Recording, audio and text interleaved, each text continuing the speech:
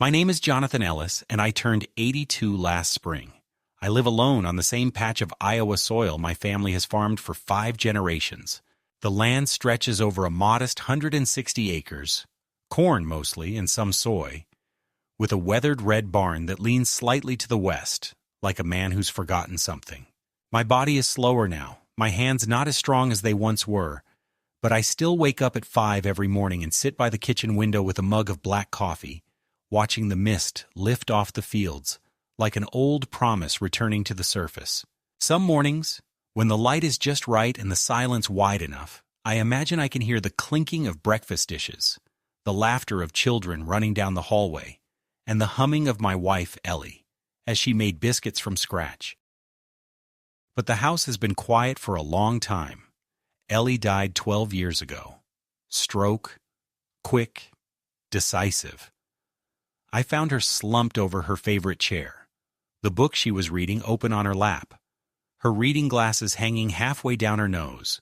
She looked like she had simply fallen asleep. In many ways, I think she did. The doctor said she didn't suffer. I don't know if that's true, but it comforts me to pretend it is. She was my compass in all things, small and strong-willed, with a soft voice and an iron backbone. She'd grown up not far from here, the daughter of a Baptist preacher and a school teacher. The first time I kissed her was under the old maple tree behind the barn when we were 16. She said she knew then she'd marry me, though she let me sweat through 3 years of dating before she said yes. We were married for 54 years. Not all of them were easy, but every one of them was ours. After she passed, the house became more like a shell I lived inside than a home. The kitchen felt too big, the hallway too long. I stopped using the upstairs entirely. Dust settled in corners she used to polish every Saturday morning while humming hymns under her breath. Her favorite apron still hangs on the hook by the stove, untouched. I couldn't bring myself to wash it. We had one daughter, Mandy. She was born late in our marriage, a surprise. And from the moment she came into this world, Ellie saw in her a light she said was proof of God's mercy. Mandy was a curious, clever child. I remember the way she used to trail behind me out to the fields, her little fingers curled around mine, asking why the sunflowers followed the sun, why the cows chewed the same bite so long, why God made worms. I never had all the answers, but she seemed satisfied just hearing my voice. I built her a treehouse with my own hands when she turned 7. Ellie painted it robin's egg blue. Mandy filled it with books and drawings and dreams. Back then, I thought she'd live here forever. But children have a way of growing away from you while still looking like the baby you once rocked to sleep. Mandy was the first in our family to go to college. Ellie cried when she got her acceptance letter to Northwestern.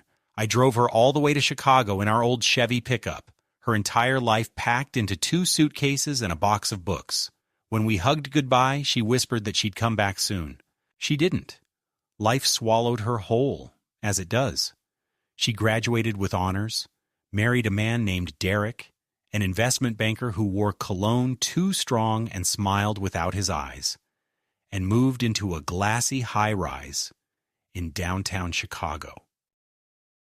They had 2 kids, Henry and Abigail. I saw them maybe once a year, sometimes less. Ellie tried harder than I did to stay connected, sending packages, birthday cards, care packages. But even she began to sense the drift, the widening silence. When Ellie died, Mandy flew in for the funeral, but only stayed for a day. She arrived in a tailored black dress and heels, too high for the gravel of our driveway.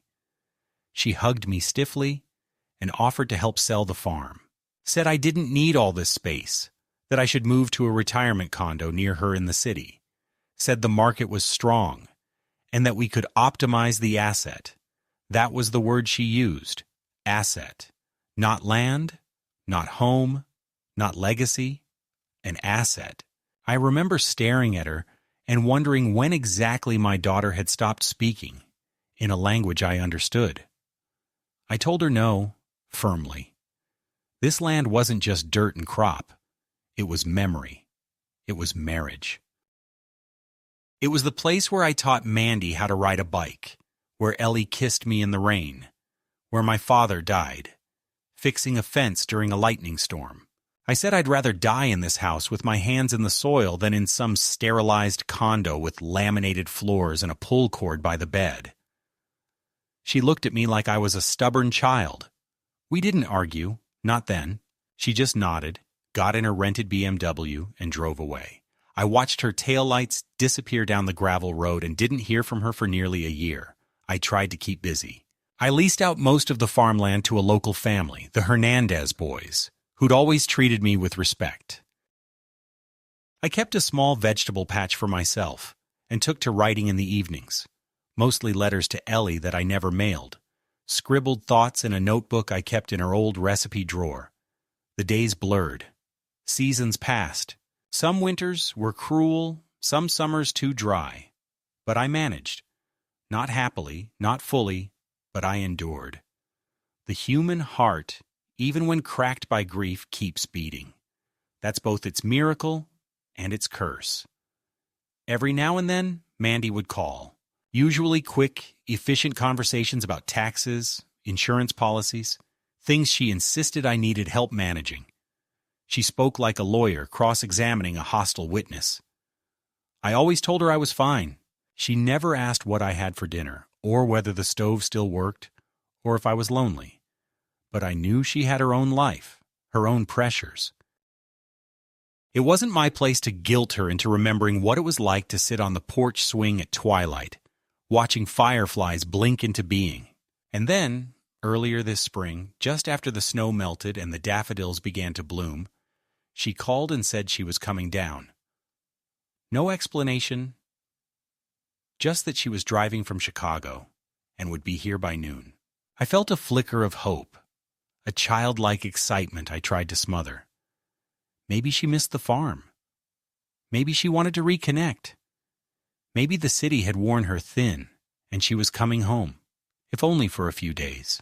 I spent the morning dusting, sweeping, even baking a peach cobbler from Ellie's old recipe card.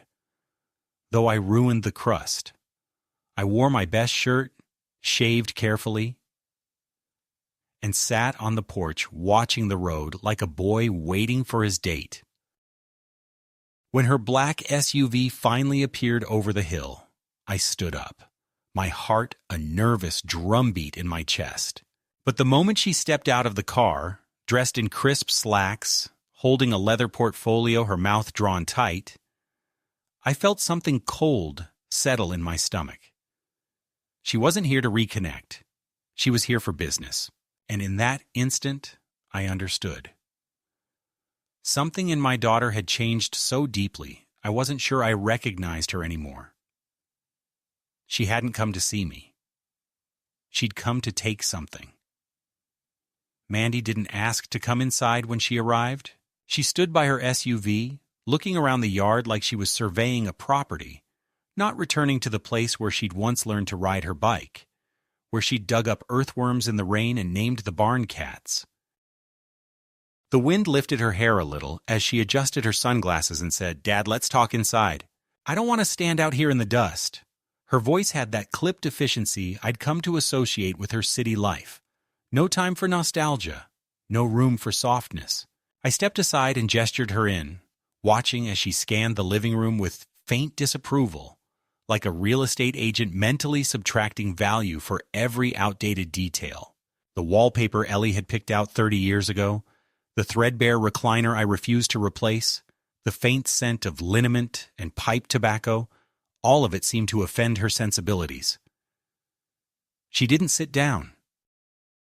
Instead, she placed her leather portfolio on the kitchen table, opened it with a quiet snap, and pulled out a stack of neatly bound papers. She didn't offer me coffee, didn't ask how I'd been. She went straight to it as if there were an appointment she was already late for. "Dad," she said, "I've been thinking a lot about your situation lately. You're living out here all alone. The property's not being fully utilized and, well, let's be honest, it's too much for you now. This place is falling apart. And if something were to happen to you, God forbid, everything would go into probate. and we'd be stuck with months of legal complications. It's time to plan ahead. Her tone was businesslike, but not cruel, and I knew she believed every word. That was what made it sting even more. In her mind, this wasn't betrayal, it was efficiency. I stood silently as she continued, laying out a vision of my future that sounded less like life and more like managed decline. She explained that the farm would be better managed under her name, that it could be sold to a renewable energy firm that was looking to build solar fields in the region. "They're offering above market," she said, her eyes gleaming not with greed, but with that righteous certainty that comes when people convince themselves they're helping.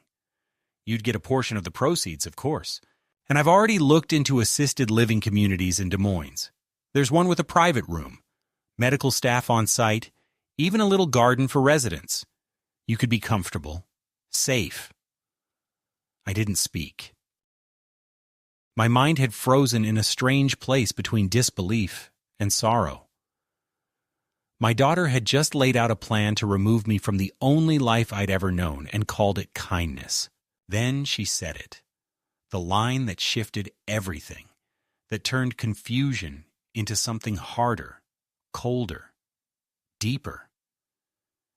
"Dad," she said, her hand resting lightly on the folder, "if you don't sign the transfer of deed, you're going to die poor. You don't have enough saved up for long-term care. You'll outlive your money. And then what? You want to end up in a state-run facility? You deserve better. But to make that happen, we need control of the property. Now?" I looked at her, and in that moment, it was as if all the years collapsed. I didn't see a woman in her 40s with spreadsheets and solutions. I saw the little girl who once scraped her knee running through the corn rows and came crying to me with blood on her shin and dirt on her face, asking me to kiss it better. That little girl had vanished. In her place stood someone I didn't recognize. I asked her why she needed the farm in her name. Why now?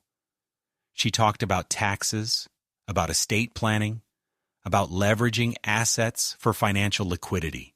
She spoke in the language of investment advisors and probate lawyers, a tongue I didn't speak. All I heard was that she wanted my land, my home, my past, and she wanted it now. She framed it as an act of care, of strategic foresight. But no matter how many graphs and contingency plans she laid out, I could see the truth buried in her urgency. She wasn't trying to save me. She was trying to protect herself. Maybe her marriage was strained.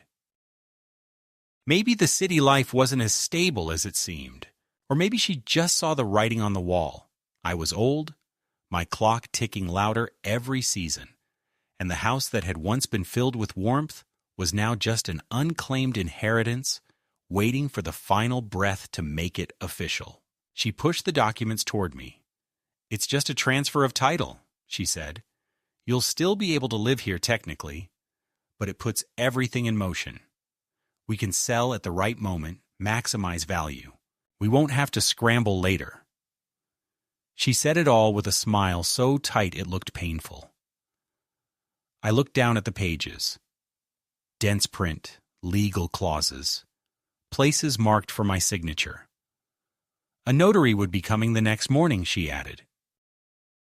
It would all be quick, clean, painless.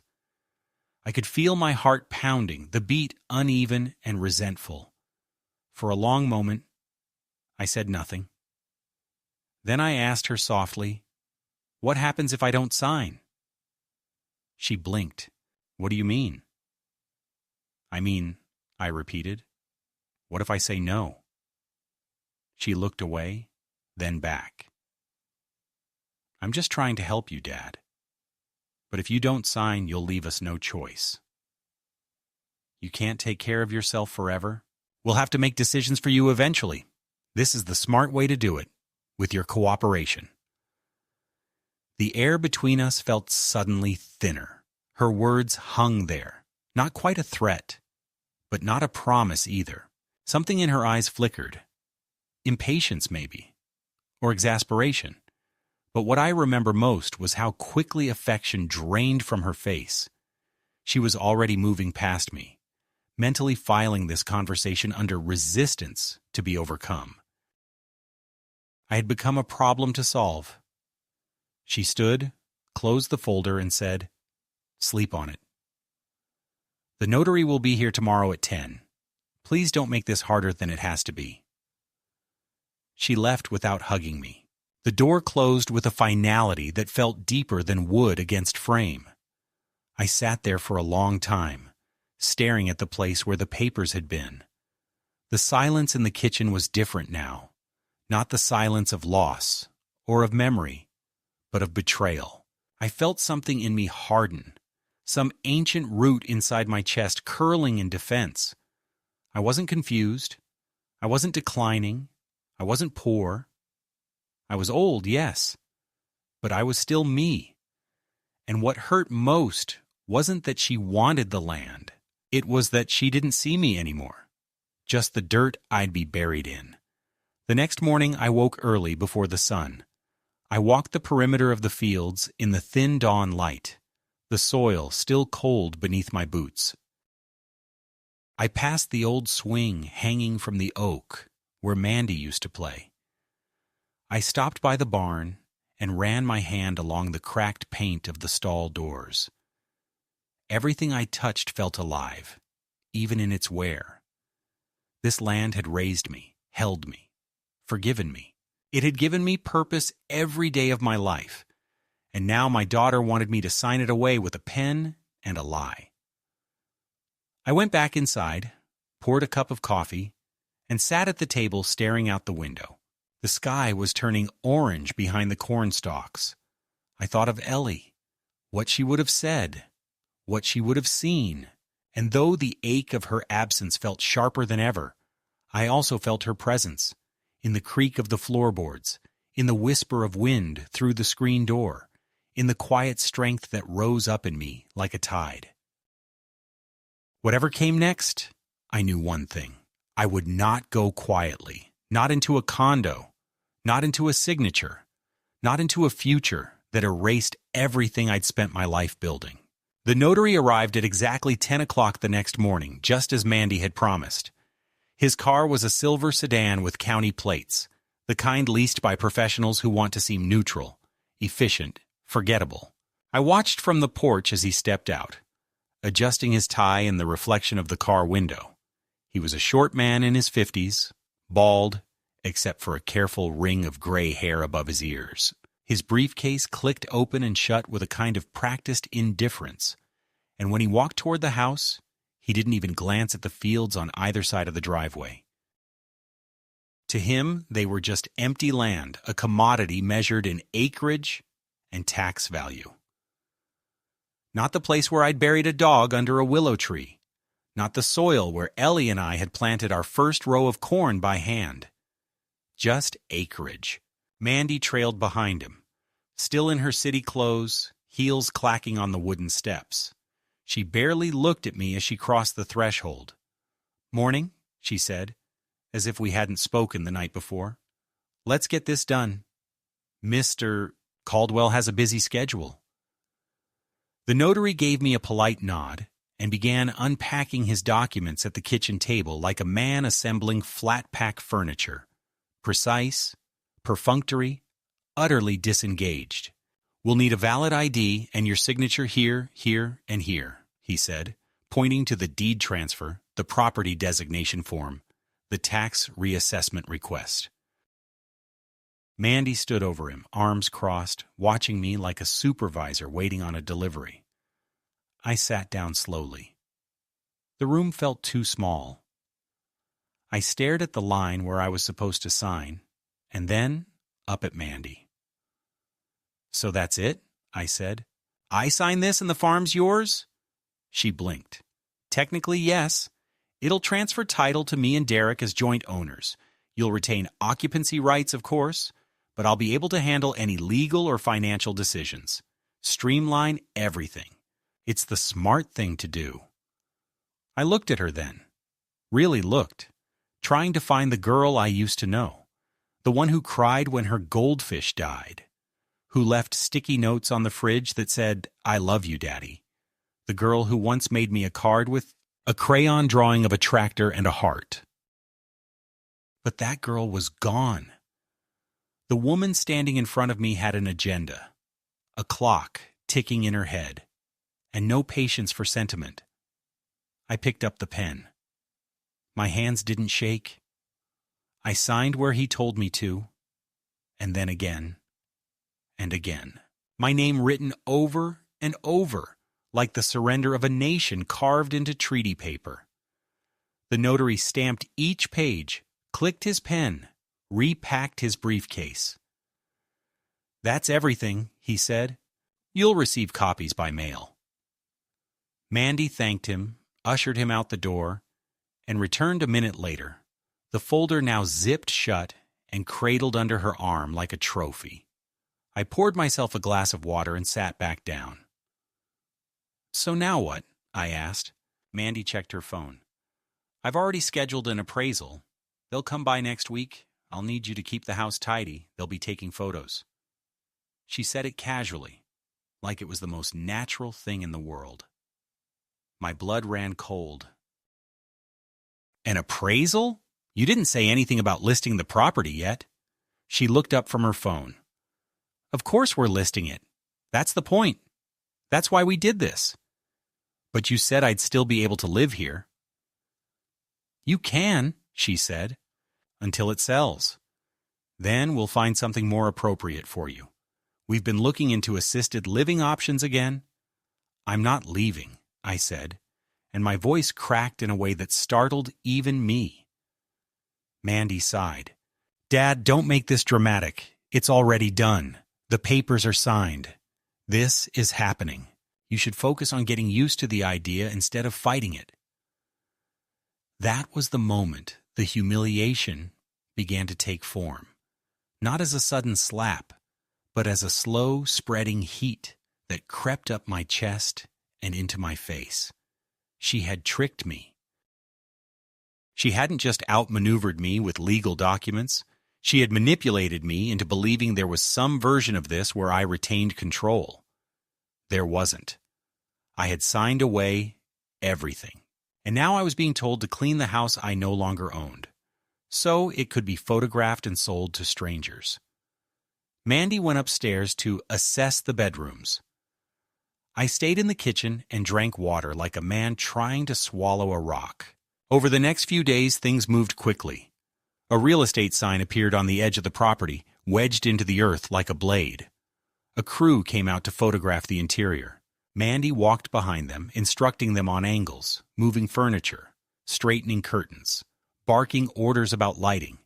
She didn't ask if it was all right. She didn't even pretend to care. I'd become invisible, like an old coat hanging in the closet, an inconvenience to be tolerated until escrow cleared. I tried to assert myself once, when a prospective buyer came by with his wife, a man in his 30s with loafers and a leather watch. I asked a question. "You planning to keep the land or develop it?" I said. He looked confused. Mandy cut in quickly. "Don't worry about him," she said, smiling to the couple. "He's just the tenant for now, my father. He won't be here long." She turned to me then, voice lowered. "Please don't interfere, Dad. You're making this harder than it needs to be." That night I sat on the back porch and stared out at the fields. Fireflies flickered low in the grass, and the scent of damp earth lingered in the air. I thought about calling a lawyer, but what would I say? That I'd been coerced? That my daughter had misled me? The truth was, I had signed. I had used my own hand to surrender. Legally, she had every right. Morally, that was a different matter. But morals don't hold up in court. I knew that. I'd spent my whole life trying to build something solid, something lasting. And in 3 days, with 2 pens and 1 visit from a notary, the entire structure of that life had been hollowed out and repainted for the market. The first check came 2 weeks later. $10,000. Mandy called to explain. It's an advance, a goodwill payment from the developer. It's not technically from the sale proceeds yet, but it'll help with costs in the meantime. You can use it for moving expenses, medical appointments, whatever you need. I didn't cash it. I placed it in Ellie's recipe box, between a lemon bar clipping and an old grocery list, and left it there. Blood money. I didn't want it. What I wanted was something Mandy couldn't give me, to be seen, to be valued not as a liability, not as a transaction, but as a man who had lived, worked, and loved with his whole heart on this land. I was tired, yes. I was old, yes. But I was still here, still capable of feeling betrayed, still capable of pain. The worst part wasn't even the betrayal, it was the condescension. The way she began to talk to me like a child, asking if I'd taken my medication, offering to schedule my doctor's appointments, buying me slip-on shoes without laces, in case of falls. I had survived wars, droughts, economic collapses. I had buried my wife and kept breathing. And now I was being talked to like a man one gust of wind away from collapse. I stopped answering her calls. She texted instead, brief messages with bullet points, updates about offers, showings, escrow timelines. She never asked how I was sleeping, never asked what I thought. I started to feel like a ghost in my own house, still occupying space, but unseen, unheard. Every sound of footsteps in the hallway made me flinch. Every knock at the door was a possible goodbye. But in the quiet, something else began to form. Not rage, not revenge, at least not yet, but a kind of clarity. The fog of shock began to lift, and I started to read. I pulled out the contract. I looked over the fine print. I called the county clerk. I found the original deed and examined every line. And what I discovered sparked the first flicker of hope I'd felt in weeks. Buried near the end, in dense legalese, was a clause I hadn't noticed before. It preserved residential occupancy and full rights of access and use to the transferor, me, for the duration of my natural life. It also specified that any resale or development required either my signed consent or court approval. Mandy hadn't mentioned that part. Maybe she hadn't even read it herself. Maybe she assumed I wouldn't read it either. But I had. And I did. And for the first time since the notary's stamp hit the page, I felt something close to strength return to my chest. I didn't tell Mandy what I'd discovered right away. I let her keep talking to me like a footnote, letting her short emails pile up in my inbox with updates about escrow timelines, surveyor visits, and scheduled closing dates. She didn't ask for my input anymore because she believed she didn't need it. That assumption became my weapon. I printed copies of the deed and highlighted the clause that stated I retained full residential and usage rights unless I gave written consent to relinquish them. Then I drove into town and made an appointment with a local attorney, an old-school fellow named Marvin Delaney, whose office smelled like pipe smoke and floor polish. Marvin had helped me sort out Ellie's will years ago, and I trusted him more than I trusted most people still living. He read the contract slowly, nodding occasionally, murmuring to himself like he was translating from a foreign tongue. When he finally looked up, his expression was somewhere between amused and impressed. "Well, Jonathan," he said, tapping the highlighted section, "you're still the legal occupant. And more than that, they can't legally sell the property without your cooperation unless they want to fight it in probate court. And even then, they'd be up against a lifetime occupancy clause, which judges tend to respect." He sat back in his chair. "Your daughter may have title, but she doesn't have possession. That's a big difference. This clause essentially makes you a life tenant. They can't evict you. They can't even legally ask you to leave unless you violate some specific condition, which you haven't. As long as you're alive and living on the property, they're stuck. I left his office with a copy of the legal summary and a weight in my chest that felt suddenly lighter. I wasn't powerless. I wasn't a spectator in my own story, but I didn't rush to confront Mandy. No, I wanted her to reveal herself fully first, to stretch her betrayal to its natural limits so that, when I finally stood up, she'd know exactly what she'd tried to bury. I waited, and it didn't take long. The following week, Mandy returned, this time with Derek. I hadn't seen my son-in-law in years, and he arrived in a pressed button-down and mirrored sunglasses, all gleam and contempt. They didn't bother knocking. Mandy walked in first, calling out my name like I was some absent janitor in need of instruction. "Dad," she said, "we need to talk." Derek followed close behind, arms crossed. "There's an issue with the buyer," Mandy began. "They're getting cold feet because the appraisal came in lower than expected, and we're losing momentum. We need to move fast, or this deal will fall apart." I sat at the table, silent. Derek leaned forward. "We've already sunk a lot of time and energy into this, and frankly, it's frustrating that things aren't moving as they should. We need you to be flexible." He said the word flexible the way some men say obedient. Mandy handed me another set of papers. "This is a consent form," she explained, as if I were 5. "Just a formality. It waives your occupancy clause so the sale can proceed unencumbered. You'll be compensated, obviously, and we'll find you a comfortable apartment in Des Moines. One with a walk-in shower and a call button. It's time, Dad. We're trying to do right by you." I didn't touch the papers. I simply stood up, walked to the living room, and returned with the file folder Marvin had prepared for me. I placed it on the table, opened it with deliberate calm, and slid the summary across to Mandy. "You didn't read everything you made me sign," I said. "Or maybe you did, and hoped I wouldn't. Either way, here's the part you ignored. I retain full occupancy and consent rights. You can't sell this land without me, and I don't consent." Mandy stared at the paper, then at me.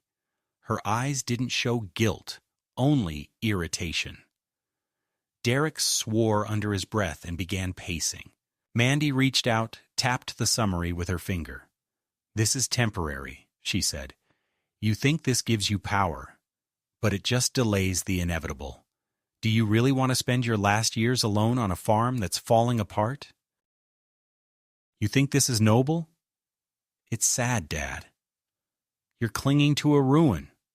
"No," I said. "I'm defending what matters. Something you stopped understanding a long time ago." Derek stepped forward then, lowering his voice. "Let me explain how this will go, old man. You'll live here a little longer, sure. But we'll stop paying for your prescriptions, your heating. We'll stop driving 3 hours every time you need to see a doctor. This arrangement can get very uncomfortable very quickly." I smiled then. It surprised even me. A small, weary smile pulled from someplace deep. "You've never paid for my prescriptions. You've never driven me to the doctor. You've never paid for anything in this house. And I've got every receipt since 1973 to prove it. You think you know what discomfort is? You've never lost everything and still managed to plant in spring. You've never sat by your wife's grave and thanked her for 54 years, while the rest of the world moved on like she'd never lived. You don't know discomfort, but you're about to." That's when I told them the rest. That I had retained Marvin as legal counsel. That I had recorded every conversation since Mandy's first visit, including the one where she threatened my autonomy. That the local paper was already looking into the story of a daughter attempting to displace her elderly father for financial gain. That my church friends were aware, and that the community board where I'd served for 20 years was considering a public hearing about the misuse of elderly trust. I laid it all out slowly, not to gloat, but to make it clear. The days of pretending I was a doddering old man they could push around were over. Mandy's hands trembled. Derek's face had turned a shade paler. "You're making a mistake," he said. "You're going to die on this farm alone." "I'd rather die with my boots in this soil than live one more day under your terms." They left without another word. Mandy took the papers with her. The door slammed behind them like the ending of a chapter.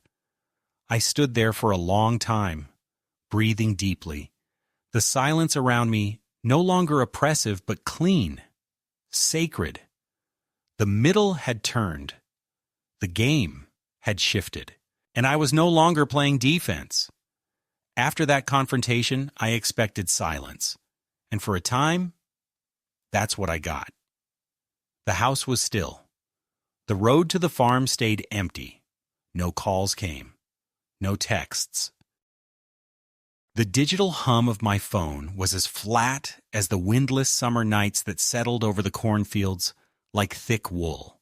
I went about my days like before, rising early, walking the perimeter of the land with my coffee, checking the fences, watching the shadows shift across the barn like an old sundial.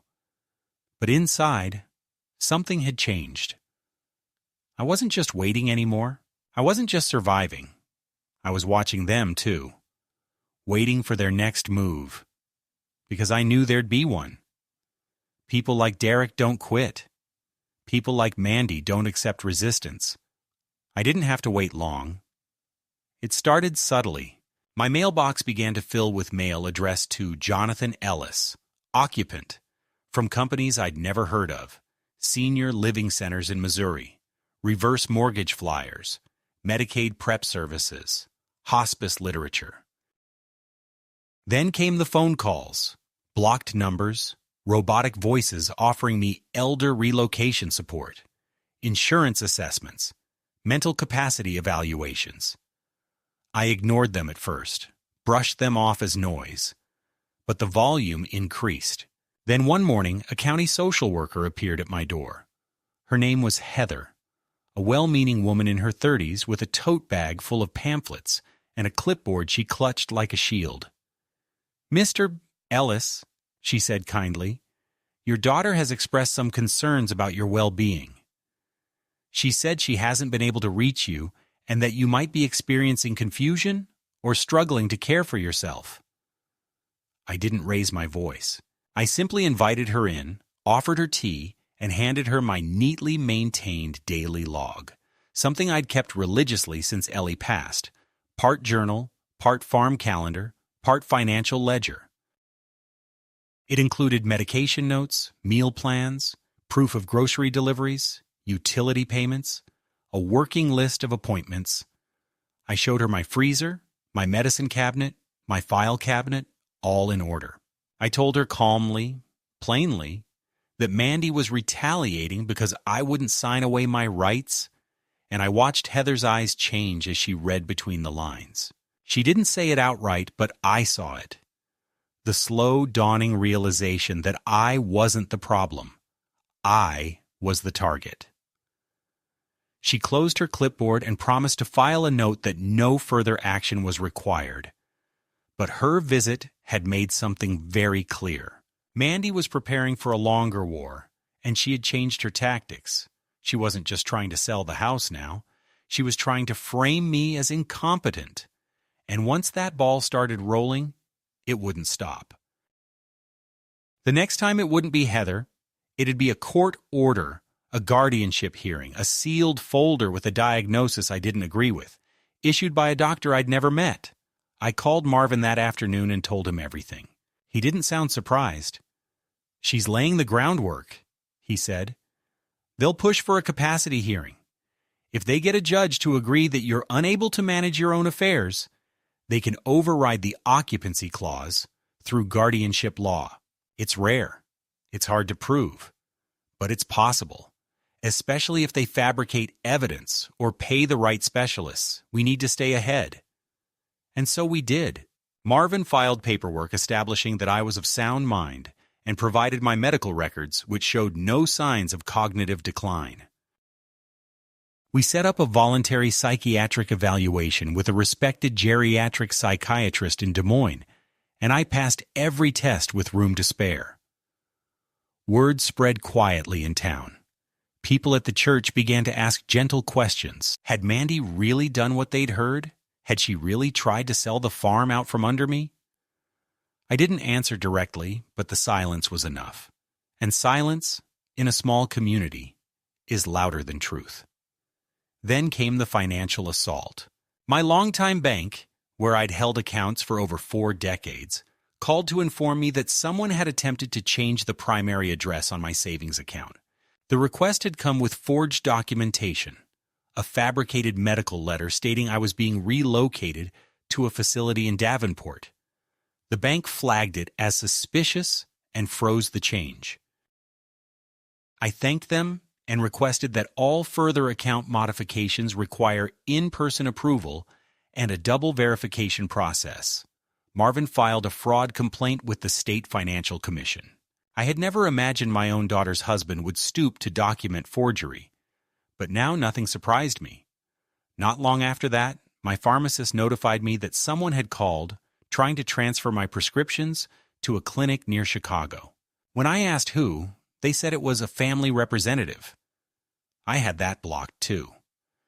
By midsummer, the pressure campaign escalated further.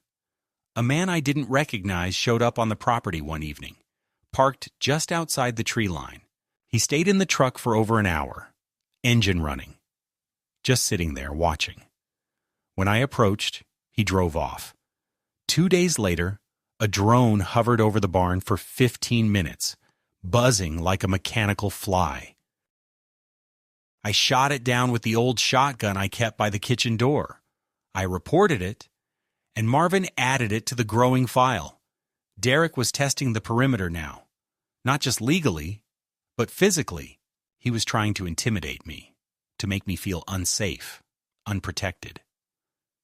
It didn't work. I'd fought off worse men with more behind them than Derek Holloway. 1 week after the drone, I received a certified letter from a law firm in Chicago. It stated that Mandy and Derek were filing a petition to assume medical and financial guardianship over me, citing emerging evidence of diminished capacity, inconsistent communication, and erratic behavior, including discharging firearms on private property and refusing medical assistance. They had even attached a sworn affidavit from an anonymous source claiming I'd been seen wandering disoriented near the county road and yelling at shadows. Marvin laughed when he read it. "This is desperation," he said. "It's sloppy, full of holes, but if we ignore it, they'll gain traction, so we won't ignore it." He immediately counterfiled with a request for full discovery, including names of all witnesses and medical evaluations. We subpoenaed their communications, requested a cease and desist on further impersonations of me with financial and medical institutions, and filed a preemptive restraining order barring Derek from setting foot on the property without a sheriff's escort. The local paper, once hesitant, now picked up the story. A quiet headline ran on page 3. Elderly farmer fights daughter's legal push for guardianship. It wasn't front-page material, but in a town like ours, it was thunder. I stopped getting flyers in the mail. The drone never returned, but the air was tense, like the lull before harvest, too still, too clean, waiting to break. What I hadn't expected, what nearly undid me, was the letter from Abigail, Mandy's daughter, my granddaughter. She was 19 now, in her sophomore year at the University of Illinois. I hadn't seen her since she was 14, when she still wore braces and hugged me with both arms. Her handwriting was neat, adult. She said she didn't know the full story, but that her mother had mentioned I was not well. She wanted to come visit, not with them, alone, to talk, to see the farm again. The letter sat on my nightstand for 3 days, before I replied. I wrote back briefly, honestly. I told her I would love to see her, but not with her parents. I told her she could come anytime, that the house was always open to her. When she arrived 3 weeks later in a dusty rental car with a backpack and a notebook, I wept. Not because she had returned, but because when she stepped out of the car and looked at the porch, I saw something in her face I hadn't seen in Mandy's for decades. Recognition. Abigail stayed for 2 days. She slept in her mother's old room, the one with the pale blue curtains Ellie had sewn when Mandy was 10. The room that still smelled faintly of lilac and old paper. We didn't talk much the first night. She wandered the house with quiet reverence, touching doorknobs, looking at the framed photographs on the walls, trailing her fingers along the carved edge of the banister. She didn't speak in that impatient, always rushing way so common to the young. She moved slowly, like someone in a museum of something she had forgotten she once belonged to. We ate soup and cornbread at the kitchen table, and when she looked up and said, "This tastes like childhood," I had to turn away for a moment and wipe my eyes. The next morning, we walked the field lines. She wore old sneakers and one of my flannel shirts rolled up at the sleeves. We didn't speak until we reached the north fence.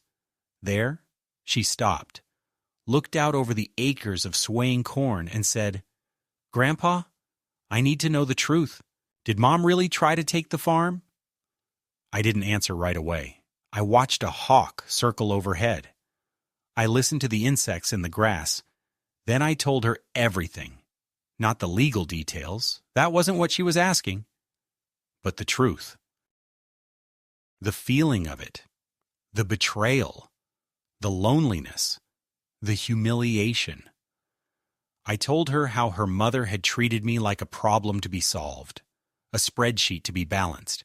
I told her about the notary, about the clause she hadn't read, about the guardianship petition, the drone, the forgery, the social worker. I told her how I'd fought, not with fists, not with screaming, but with paper, with quietness, with presence. She listened without interrupting, her arms crossed, her brow furrowed. When I finished, she didn't speak for a long time. Then she said, "I believe you." That night, she called her mother. She stepped outside with her phone, and I stayed in the kitchen, pretending not to eavesdrop. But through the screen door, I could hear every word. Mandy was angry. Her voice carried through the receiver, brittle and high-pitched. "What are you doing there, Abigail? We didn't authorize this. He's manipulating you. He's confused." Abigail's voice was clear and low. "He's not confused, Mom. He's more lucid than you. I've seen the paperwork. I've seen the farm. You lied." There was silence, then shouting, then silence again. When she came back in, she looked different, older, sadder, steadier. She hugged me that night before bed, and I felt something shift in my chest. Not victory, not closure, something softer, something like repair. 2 days later, Mandy and Derek showed up unannounced. Their car tore up the gravel drive like a storm rolling in. They didn't knock. They walked in like they owned the place, which, in part, legally, they did. Derek was in a black sports coat like he'd come from court. Mandy wore sunglasses despite the overcast sky. When they saw Abigail sitting on the couch with my photo albums open on her lap, their expressions changed. "Get your things," Mandy said. "We're leaving." Abigail didn't move. She closed the album gently and looked up. "No, I'm not going with you." "What the hell is this?" Derek snapped. "You think you know what's going on here, kid? You think this is just some wholesome farm story?" Abigail stood slowly.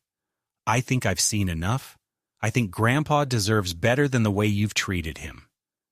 Mandy stepped forward. "Abigail, you don't understand. He's not well." He's fine," Abigail cut in. "You're the one who's not well. You're the one who sees him as a threat." Mandy's face twisted, and for a moment I saw something I hadn't seen in her since she was a child. A flicker of fear, of fragility, of a daughter who realized she had lost something she could never get back. Then Derek did something I hadn't anticipated. He raised his voice. "This ends now. We've got court next week. Guardianship will be settled. You can waive your little occupancy clause all you want, but when the judge sees the file, when he reads the evaluations—" "The fabricated evaluations," I interrupted. "The ones written by people I never met, citing behavior I never exhibited, the drone footage, the false transfer attempts, the falsified medical change of address. That's the file you're talking about?" He glared at me. "We had to build a case. You weren't cooperating." I walked over to the roll-top desk in the corner, pulled open the drawer, and retrieved a manila folder. I handed it to Abigail. Inside were all the records. The notarized psychiatric evaluations confirming my capacity, the bank fraud alerts, the restraining order, the legal counterclaims Marvin had filed. "Take this," I told her. "Give it to the judge if I'm not there, if they try anything between now and then." Abigail nodded. Mandy stared at the folder like it was a coffin. Derek turned to her, whispered something, then looked back at me. "You really think you've won?" he asked. "You think this means you get to live out here alone forever, clinging to memories and dirt?" I looked at him and smiled, not the smile of triumph, but of certainty. "I think I get to decide how my story ends." He stepped forward like he might say something more, but Mandy grabbed his arm and pulled him back. Her eyes met mine for a moment, and then, without a word, they turned and left. The guardianship hearing was 2 weeks later. I didn't have to go. The judge dismissed their petition within the first hour after reading the documentation. The court found no grounds to question my mental fitness and issued a warning to the petitioners against filing fraudulent or speculative claims in the future. Marvin said Mandy had cried in the hallway. Derek had stormed out before the judge finished speaking. I stayed on the farm. I hired a new accountant. I updated the title to reflect the occupancy clause in bolder language, with specific limitations on transfer. Abigail came back 2 more times that fall. We walked the orchard Ellie planted. We sat on the porch and drank sweet tea. She helped me digitize old family photos. I gave her a copy of Ellie's recipe book. "This belongs to you now," I said. Not because of blood, because of love. One afternoon, as we sat watching the wind move through the cornstalks, she asked, "Will you ever forgive her?" I thought about it. I didn't answer right away. Finally, I said, "Forgiveness isn't a gift for the person who hurt you. It's a release for yourself, but you have to mean it. And I'm not ready. Maybe I never will be." That night, I wrote a letter I never mailed. I addressed it to Mandy. I told her I remembered the day she was born, how Ellie had wept with joy. I told her about the way she used to ask if clouds had names, and how we'd lay on the roof of the barn watching them drift like gods. I told her I missed that little girl every day. Then I folded it, sealed it, and placed it in Ellie's recipe box. Some things stay better unspoken, but not unremembered. The first snow fell in late November, quiet and heavy, blanketing the fields in a stillness that made the farm feel sacred again. It was a soft ending to a violent season, not of weather, but of the soul. I sat by the window with a quilt over my lap, Ellie's rocking chair creaking beneath me, the same rhythm she used to hum to. Outside, the wind bent the trees gently, and the fence posts vanished into a sea of white. The silence felt earned, not empty, but whole, the way silence should feel after battle. Mandy never called again. Not for Christmas, not for my birthday, not when the newspaper published a follow-up story titled, "He Fought for His Farm and Won." I think some part of her knew that whatever line she crossed wasn't just legal or moral. It was ancestral. She had broken faith with something deeper than property. She had betrayed memory itself. And memory, like land, remembers who tends it and who tries to pave it over. I wasn't angry anymore. Not in the way I had been. That fire had burned out. What remained was colder, cleaner, a kind of inner distance I no longer wished to bridge. Derek was seen at a networking event in Chicago a few weeks after the court ruling, promoting a real estate venture that had nothing to do with farmland. I doubt he ever really cared about the farm beyond the profit it promised. But Mandy had known better. She had grown up with her bare feet in this soil. That's what made her betrayal worse. She knew what she was taking. I kept living as I always had, but something shifted in me. I started writing more seriously. Pages each day, not just to Ellie, but to the land, to the memory of my father, to the future I would not see but hoped someone like Abigail would carry forward. I didn't want the story to end with courtroom transcripts and legal victories. I wanted the story to echo with the hum of tractors, with the sound of canning jars clinking in a cellar, with the sight of a granddaughter lifting an apple from a tree she helped prune. Abigail began visiting more often, not out of pity, never out of duty. She came because she wanted to. She started asking questions, not just about the farm, but about how Ellie made jam, how the old irrigation system worked, how to check the quality of seed. She watched how I moved through the barn, how I sharpened tools, how I spoke to the land. One day, she said she was thinking of taking a gap year, not to run away from school, she said, but to run towards something that feels real. I told her the farm wasn't a romantic escape. It was work. It was repetition. It was failure and soil and sunburn. She smiled. I know, she said. That's why I want it. So I drew up a new will. I made Abigail the beneficiary of everything: land, tools, house, contents. But I did it with one condition. She couldn't sell it for 10 years. Not a foot of it. If she wanted it, she had to live it, work it, respect it. She signed the paper without blinking. It was the first time in decades I'd seen someone commit to this place without trying to change it. One afternoon, I stood at the edge of the orchard and looked out over the farm. The sun was low, and the light struck the snow in such a way that everything glowed faintly gold. I remembered holding Mandy on my shoulders in that same spot when she was 3, her arms stretched wide, laughing at the sky. I didn't regret loving her. I didn't regret raising her here. But I also no longer waited for her return. Some people walk too far away to ever find the path back. And even if they do, they may not recognize home when they see it. In the end, the farm outlived the storm. Not because of lawyers or courts, but because it held something Mandy had forgotten and Abigail had remembered. This wasn't just land. It was the memory of hands in soil, of loss and continuity, of promises made quietly and kept through generations. It was love, made real. And as long as someone remembered that, really remembered it, then I knew the land was safe. And so was I.